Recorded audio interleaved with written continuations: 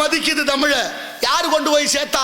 இத்தனை சுதந்திரம் கொண்டாடி இருக்கிறோமே, எத்தனையோ சனாதிபதிகள் இருந்திருக்கிறார்கள், இருக்கிறார்கள், இருப்பார்கள். நமது பக்கத்து மாவட்டமான ராமநாதபுரம் மாவட்ட ராமேஸ்வரத்தில் பிறந்த ஐயா அப்துல் கலாம் ஐயா அவர்களுக்கு தான் தமிழ் மீது பற்றும் பாசமும் இருந்தது.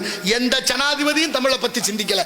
அவர் தான் முழங்கினார் ஐநா சபையில யாதும் ஊரே யாவரும் கேளீர் என்ற வாசகத்தை. வெள்ளக்கார மிரண்டு போன. அமெரிக்கா நயாகரா நீர் அருவி உள்ள நுழைகிற போத வச்சிருக்கேன் நல்வரவுன்னு தமிழ்ல.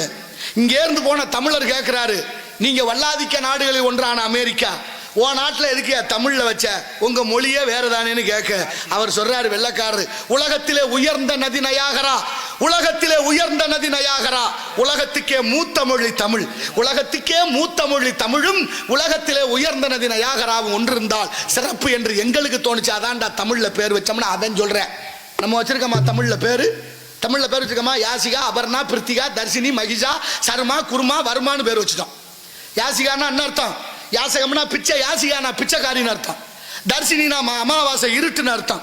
மகிஷான்னா எரும மாடுன்னு அர்த்தம். அபர்ணான்னா அம்மனமானவள், உருவானமானவள், ஆடையற்றவர்னு அர்த்தம்.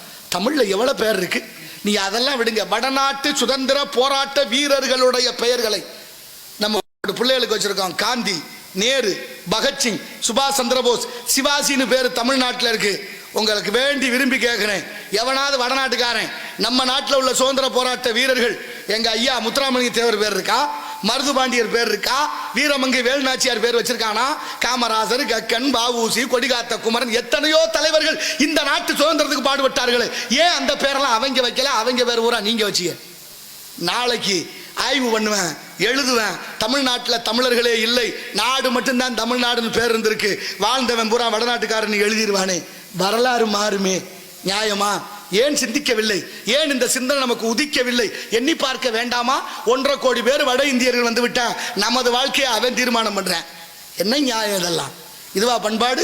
நம்மோட பிள்ளை விட்டு எப்படி வாழ? எல்லாருக்கும் மரணம் உண்டுதானே, யார் எப்ப சாவம்னு தெரியாது. ஆனா நமக்கு பின்னே வரக்கூடிய சந்ததிகள் எதிர்கால திட்டத்தோடு வாழ வைக்கணுமா வேண்டாமா என்பதை ஊர்ஜிதப்படுத்துங்கள். எங்கே இருக்கு நீங்க பள்ளிக்கூடத்தில் தமிழ் இருக்கா? படிக்கிற போது சாப்பாடு சாப்பிட்றதுக்கு முன்னால ஒரு திருக்குறள் சொன்னோம், பகுத்துண்டு பள்ளியுர் ஓம்புதல் நூலோர் தொகுத்தவற்றுள் எல்லாம் தலை. இருக்கா இன்னைக்கு? இல்ல. ஏன் இல்லைன்னு நீங்க கேட்டீங்களா? ஏன் எடுத்தோம்னு அவங்களாவது சொன்னாங்களே? யாரும் சொல்லல, யாரும் கேட்கல. அடுத்தபடியா ஆத்தி சுட்டின அந்த கிழவி பாடம் வச்சா, அரஞ்சிய விரும்பு, ஆறுவது சினம், இயல்வது கரவேல், ஈவது விளக்கல், உடையது விளம்பேல், ஊக்கமது கைவிடல். இருக்கா இன்னைக்கு? இல்ல. ஏன்னு நீங்களும் கேட்கல.